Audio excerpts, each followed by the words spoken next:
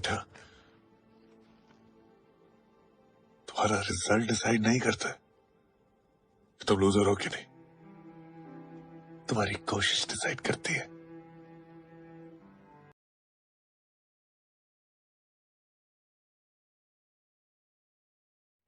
नमस्कार दोस्तों, मैं पुष्पेंद्र कुमार स्वागत करता हूं आपका हमारे YouTube चैनल STG4 में। दोस्तों, आज के इस वीडियो में, आज के इस क्लास में हम लोग चंद्रगुप्त मौर्य और उसके उत्तराधिकारी बिंदुसार के बारे में पढ़ेंगे। दोस्तों, इससे पहले हम लोगों ने मौर्य वंश के कैसे संस्थापना हुई, उसके संस्थापक कौन थे, चाणक्य की उसमें क्या भूमिका थी और चाणक्य से संबंधित महत्वपूर्ण तथ्य को देखा था। तो दोस्तों, आइए शुरू करते हैं आज का वीडियो। चंद्रगुप्त मौर्य से संबंधित दोस्तों, आप जानते हैं कि चंद्रगुप्त मौर्य जो है मौर्य वंश का संस्थापक है और मौर्य वंश का प्रथम शासक भी है। चंद्रगुप्त मौर्य का शासनकाल 322 ईसा पूर्व से लेकर 298 ईसा पूर्व तक है। आप जानते हैं 323 ईसा पूर्व से लेकर 185 ईसा पूर्व तक मौर्य वंश रहता है। उस मौर्य वंश के अंतर्गत पहले शासक जो है चंद्रगुप्त मौर्य, उनका शासनकाल 322 ईसा पूर्व से 298 ईसा पूर्व तक रहता है। चंद्रगुप्त मौर्य की संबंधित महत्वपूर्ण तथ्यों की बात की जाए तो चंद्रगुप्त मौर्य का साम्राज्य जो है उत्तर पश्चिम में ईरान यानी कि फारस से लेकर पूर्व में बंगाल तक, उत्तर पश्चिम में ईरान या फारस से लेकर पूर्व में बंगाल तक, उत्तर में कश्मीर से लेकर दक्षिण में मैसूर तक। मैसूर आप जानते हैं कर्नाटक वाला क्षेत्र। तो आप सोच सकते हैं कि चंद्रगुप्त मौर्य के अंतर्गत कितना बड़ा क्षेत्र था, इनके शासन के अंतर्गत कितना बड़ा क्षेत्र आता था। तो ध्यान रखेंगे, चंद्रगुप्त मौर्य का जो विस्तार था, क्षेत्र विस्तार, वो उत्तर पश्चिम में ईरान यानी फारस से लेकर पूर्व में बंगाल तक, उत्तर में कश्मीर से लेकर दक्षिण में मैसूर तक फैला हुआ था। अब बात करते हैं तत्कालीन यूनानी शासक थे उस समय सेल्यूकस निकेटर। तत्कालीन यूनानी शासक यानी चंद्रगुप्त मौर्य के समय में यूनान के शासक थे सेल्यूकस निकेटर। इसको सेल्यूकस निकेटर को चंद्रगुप्त मौर्य पराजित करते हैं। पराजित करने के बाद क्या होती है कि दोनों में संधि होती है और इस संधि के तहत तय किया जाता है। क्या तय होता है? तो सेल्यूकस चंद्रगुप्त मौर्य से 500 हाथी लेता है और उसके बदले में क्या कह देता है चंद्रगुप्त मौर्य को? हेरात, कंधार, बलूचिस्तान और काबुल का क्षेत्र जो है चंद्रगुप्त मौर्य को सौंप देता है। साथ ही साथ क्या करता है सेल्यूकस निकेटर? अपनी पुत्री हेलेना का विवाह जो है वो चंद्रगुप्त मौर्य से कर देता है। अब हेलेना का विवाह चंद्रगुप्त मौर्य से हुआ, इसका जिक्र एक जगह मिलता है। कहां मिलता है? तो एपियानस नामक एक यूनानी लेखक है, वो अपने पुस्तक में इसका जिक्र करते हैं।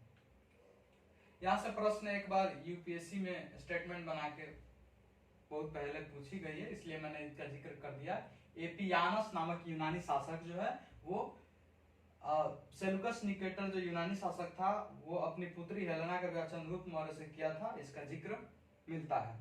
अब आइए उसके बाद क्या होता है कि सेल्यूकस निकेटर क्या करता है कि अपना एक राजदूत मेगास्थनीज को वो चंद्रगुप्त मौर्य के दरबार में भेजता है। ये मेगास्थनीज जो है बहुत समय तक चंद्रगुप्त मौर्य के दरबार में रहता है और एक पुस्तक की रचना भी करता है, इंडिका, जो काफी प्रसिद्ध होती है।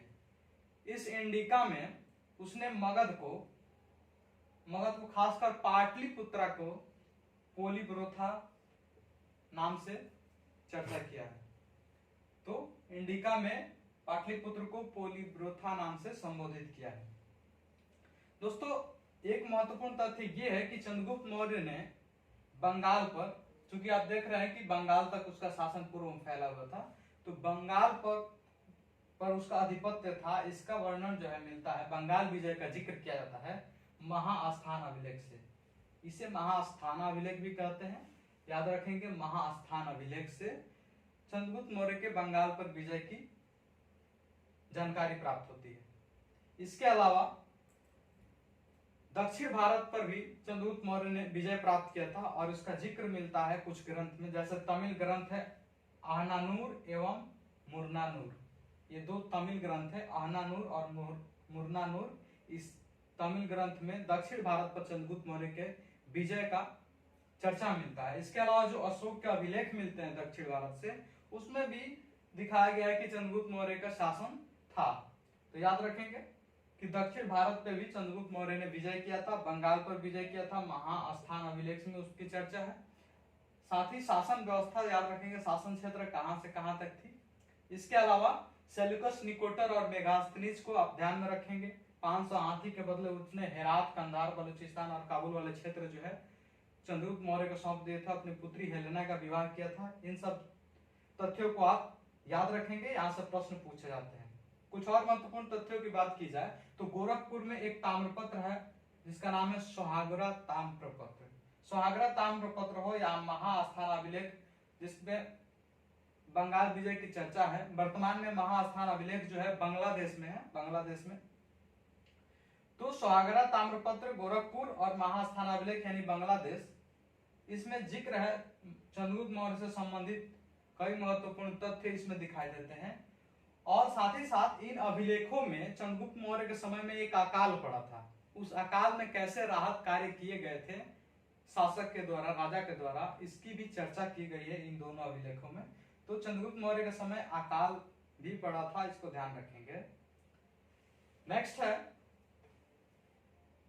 महत्वपूर्ण तथ्य की और बात की जाए तो रुद्रदामन के गिरनार अभिलेख में क्या मिलती है, तो वहां से चंद्रगुप्त मौर्य ने पश्चिम भारत में सौराष्ट्र प्रदेश तक विजिट किया था, यानी कि उस क्षेत्र को जीता था। पश्चिम भारत में सौराष्ट्र तक चंद्रगुप्त मौर्य ने विजिट किया था, उसको जीता था। और इसका जिक्र मिलता है रुद्रदामन के गिरनार अभिलेख में, रुद्रदामन के गिरनार अभिलेख में। इसके अलावा इस गिरनार अभिलेख में एक और महत्वपूर्ण चर्चा है जहां से प्रश्न पूछे गए हैं बीपीएससी में भी और अन्य एग्जाम में भी पूछे गए हैं कि इस क्षेत्र में सुदर्शन झील का निर्माण कराया किसने? चंद्रगुप्त मौर्य ने। और चंद्रगुप्त मौर्य ने आदेश जारी करके अपने प्रशासक के द्वारा इसका निर्माण करवाया और प्रशासक का नाम था पुष्यगुप्त। यानी चंद्रगुप्त मौर्य के शासन काल में चंद्रगुप्त मौर्य के सौराष्ट्र के प्रशासक पुष्यगुप्त के द्वारा सुदर्शन झील का निर्माण हुआ। दोस्तों इसमें बाद में हम लोग पढ़ेंगे कि समय समय पर अशोक का भी इसमें योगदान है, कनिष्क का भी योगदान है सुदर्शन झील में।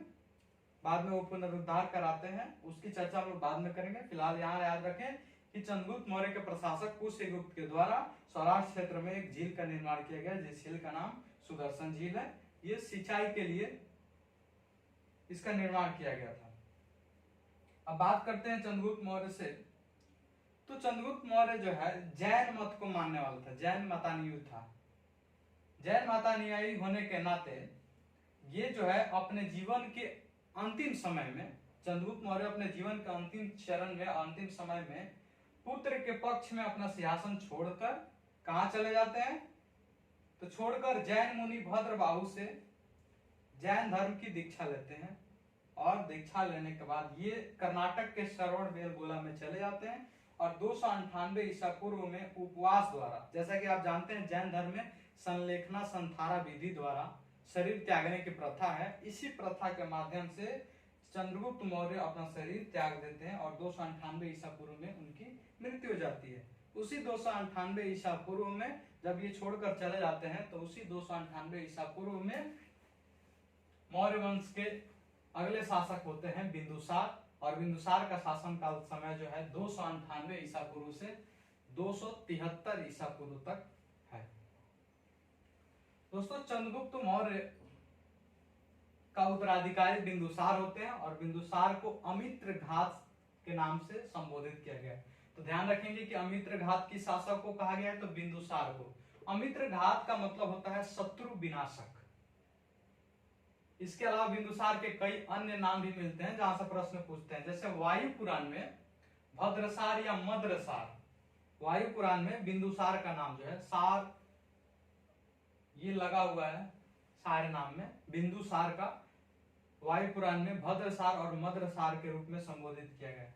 इसके अलावा जैन ग्रंथ में सिंह सेन भी बिंदुसार को ही कहा गया है। तो ध्यान रखेंगे बिंदुसार के कई नाम है, अमित्रघात हो या भद्रसार हो या मद्रसार हो या सिंहसेन हो, इन नामों को ध्यान रखेंगे।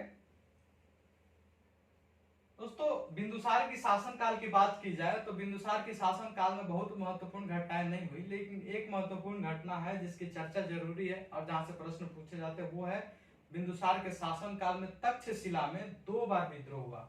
और इन दो विद्रोहों का वर्णन मिलता है। इसे दबाने के लिए बिंदुसार जो है पहले अपने पुत्र सुसीम को और बाद में फिर अशोक को भेजता है। पहले विद्रोह में सुसीम को और दूसरे विद्रोह में अशोक को भेजते हैं। बिंदुसार के समय में प्रधानमंत्री, जैसे आप जानते हैं, मैंने बताया था कि चंद्रगुप्त मौर्य के शासनकाल में प्रधानमंत्री जो थे वो चाणक्य थे। बिंदुसार के समय में भी चाणक्य ही प्रधानमंत्री थे। कभी कभी प्रश्न ये पूछे जाते हैं कि इनमें से किन शासकों के प्रधानमंत्री के रूप में चाणक्य ने कार्य किया था। और अगर आप नहीं जानेंगे कि बिंदुसार के शासन में भी चंद्रगुप्त मौर्य ने प्रधानमंत्री के रूप में कार्य किया, तो वो प्रश्न आपका गलत हो जाएगा। इसलिए इन सब महत्वपूर्ण तथ्यों को ध्यान में रख के पढ़ाई करें। तो दोस्तों, बिंदुसार के शासन काल में तक्षशिला में 2 बार विद्रोह हुआ। विद्रोह को दबाने के लिए पहले अपने पुत्र सुसीम को, बाद में फिर अशोक को उस विद्रोह को शांत करने के लिए भेजते हैं। स्ट्रैबो जो है एक यूनानी लेखक है। स्ट्रैबो के अनुसार सीरियाई शासक एंटियोकस प्रथम ने डायमेकस नाम का राजदूत बिंदुसार के दरबार में भेजा था। किसने? तो एंटियोकस प्रथम, ये कौन था? तो सीरियाई शासक था। और ये डायमेकस नाम का एक शख्स था। उन्हें राजदूत बनाकर बिंदुसार के दरबार में भेजते हैं एंटियोकस प्रथम। माना जाता है कि डायमेकस जो है वो मेगास्थनीस का उत्तराधिकारी था। तो ध्यान रखेंगे कि डायमेकस का उत्तराधिकारी किसे कहा जाता है? तो मेगास्थनीस को कहा जाता है। यहां से ऑब्जेक्टिव बनते हैं। एक और लेखक है एथेनियस। एथेनियस नामक यूनानी लेखक ने बिंदुसार एवं एंटियोकस प्रथम की मित्रता का वर्णन किया है। कौन? एथेनियस नामक यूनानी लेखक है जो इस बात का जिक्र करते हैं कि सीरियाई शासक एंटियोकस प्रथम और मौर्य वंश के दूसरे शासक बिंदुसार में मित्रता थी। और इस बात की चर्चा एथेनियस करते हैं कि बिंदुसार जो है वो एंटियोकस प्रथम से 3 चीजें मांगते हैं। क्या क्या था वो? सूखी अंजीर, मदिरा और दार्शनिक। 3 चीजें मांगते हैं, सूखी अंजीर, मदिरा और दार्शनिक। इस यूनानी लेखक के अनुसार, यानी कि एथेनियस के अनुसार, एंटियोकस प्रथम जो है इनमें से 2 चीजें भिजवाते हैं बिंदुसार के पास। कौन कौन चीज? सूखी अंजीर और मदिरा। और दार्शनिक के बारे में कहते हैं कि एंटियोकस प्रथम की सीरियाई कानून के अनुसार दार्शनिक को बेचना या दार्शनिक को उपहार स्वरूप किसी को भेंट करना ये गैर कानूनी है। और यह बात कहते हुए दार्शनिक को भेजने से मना कर देते हैं। तो इस चीज का जिक्र है, ध्यान रखेंगे। प्रश्न यहां से इस तरह पूछा गया है कि बिंदुसार के द्वारा मांगी गई महत्वपूर्ण चीजों में एंटियोकस प्रथम ने किसे देने से मना कर दिया? तो वो है दार्शनिक। नेक्स्ट तथ्य देखते हैं। मिस्र के शासक टॉलमी द्वितीय जो है वो डायनोसिस नामक राजदूत बिंदुसार के दरबार में भेजते हैं। तो ध्यान रखेंगे बिंदुसार के दरबार में 2 राजदूत आते हैं। एक है डायमेकस को भेजते हैं सीरियाई शासक एंटियोकस प्रथम, और दूसरे जो है राजदूत उनका नाम है डायनोसिस को भेजते हैं मिस्र के शासक टॉलमी द्वितीय। इसके अलावा एक शख्स है, नाम है पिंगलवत्स कौन थे? तो पिंगलवत्स जो थे ये आजीवक संप्रदाय के एक ज्योतिषी थे और ये बिंदुसार के दरबार में उनके राज्यसभा में रहते थे। और इसकी चर्चा जो है दिव्यावदान में किया गया है। दिव्यावदान साहित्य में इस बात की जिक्र है कि पिंगलवत्स जो है, जो कि आजीवक संप्रदाय के ज्योतिषी थे, वे बिंदुसार के दरबार में रहते हैं। तो दोस्तों मैंने जो है चंद्रगुप्त मौर्य और बिंदुसार से संबंधित उन सभी महत्वपूर्ण तथ्यों को एक कहानी के माध्यम से आपको बताया ताकि आप लंबे समय तक याद रखें और यहाँ से प्रश्न पूछे जाते हैं। दोस्तों ध्यान रहे, इसके बाद हम लोग अशोक के बारे में पढ़ेंगे। अशोक कैसे शासक बनते हैं उनके परिचय पढ़ेंगे और कैसे शासन करते हैं, क्योंकि मौर्य वंश के जो है सबसे महत्वपूर्ण शासक अशोक को माना जाता है। उन्हें अशोक महान कहकर संबोधित किया जाता है। तो अगले क्लास में हम अशोक के बारे में पढ़ेंगे। आपसे एक रिक्वेस्ट है कि आप लोग जो है नोट्स बनाते रहें, साथ ही साथ अगर कोई ऑब्जेक्टिव बुक हिस्ट्री का अगर आपके पास है, नहीं तो आप मार्केट से लेकर ऑब्जेक्टिव लगातार बनाते रहें। साथ ही STG4 टीम द्वारा एक व्हाट्सएप ग्रुप पे डेली टेस्ट लिया जाता है, इससे आप भी जुड़ सकते हैं। इसका लिंक जो है डिस्क्रिप्शन में दिया गया है, आप वहां से जाकर ग्रुप ज्वाइन कर सकते हैं। फिलहाल के लिए इतना ही, धन्यवाद।